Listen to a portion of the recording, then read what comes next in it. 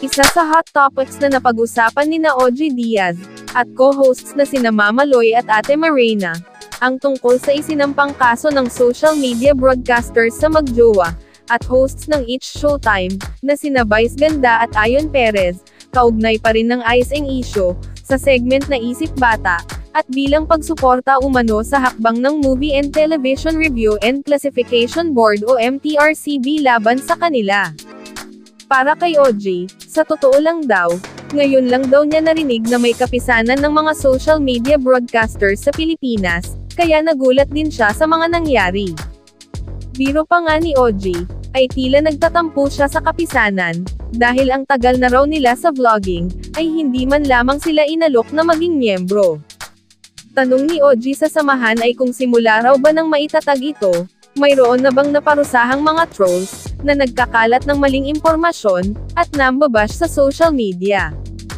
Nabanggit din ang umano'y pulong ng kapisanan kay MTRCB Chair Lala Soto.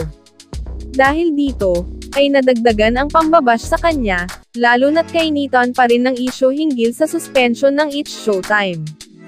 Ang isang miyembro daw nito, na si dating Senador Joey Lina, ay nagsabi at tila ipinagmalaki pa ang pagkakaibigan nila ng tatay ni Lala, na si dating Senate President Tito Soto III, na isa sa hosts ng karibal na show ng It's Showtime, ang It.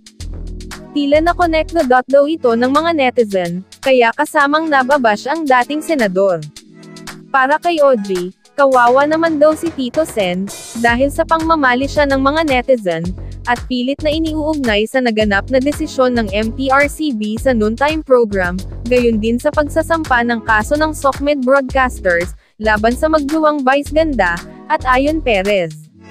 Nagkakaroon tuloy ng kulay, na may kinalaman pa rin si Lala Soto, o si Tito Soto doon sa pagpa-file ng complaint, giit ni Ogie.